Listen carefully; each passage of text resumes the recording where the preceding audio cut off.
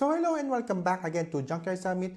Today we're taking a look at these two budget Ryzen CPUs, namely the Ryzen 3 3100 and Ryzen 5 2600. These two CPUs are similarly priced at around 6,000 Philippine peso or just around $120 post-tax. Entry-level Ryzen 5000 CPUs are still nowhere to be found, so these two Ryzen CPUs are a great options if ever you wanted to do a new budget build or you just want to upgrade from your older system. I also do want to add the Intel i3 10100 to this mix, but unfortunately I don't have the resources currently to buy a new motherboard and processor at the same time just for this video. So guys, you know the drill. It would greatly help my channel if you do like my videos and at the same time do subscribe to my channel. Going back, today's performance comparison will include a mix of productivity tasks, synthetic benchmarks, and at the same time gaming benchmarks. For our CPU roundup, we first have the Ryzen 3 3100.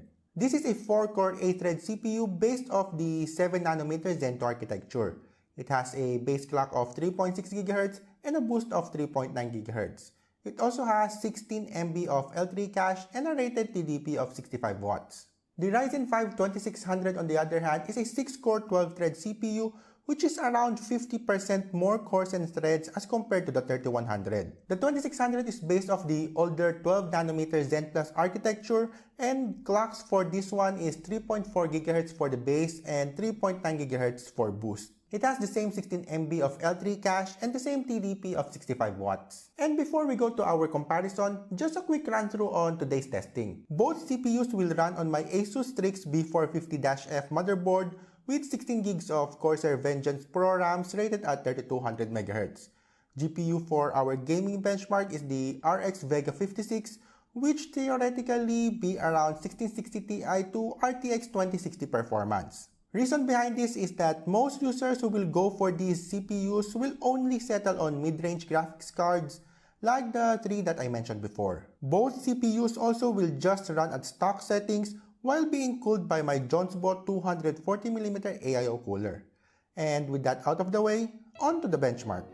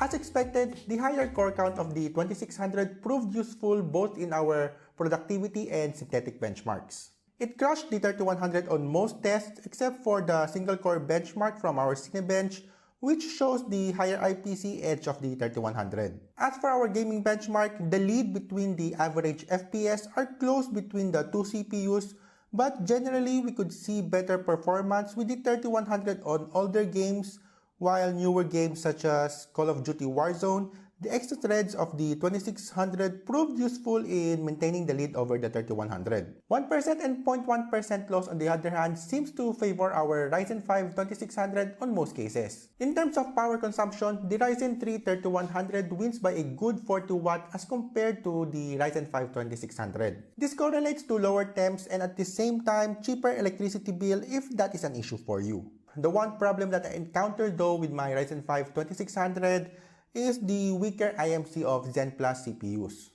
The 3100 can easily run my 32GB dual-ranked Ryzen Z memories at 3200 MHz, while my 2600 can only run at a max of 2866 MHz using the same RAM. This in turn could result to extra performance penalty if ever your memory's XMP profile is not supported by the 2600. But either way, you can't go wrong with any of these two, as they are great budget CPUs that shouldn't be even a bottleneck unless you are getting a 2070 Super, 5700 XT, or the newer RTX 3000 and RX 6000 series cards. And if you are looking for a budget build, go check my previous video as I did a 40K build using the Ryzen 3 3100 paired with a GTX 1660 Super.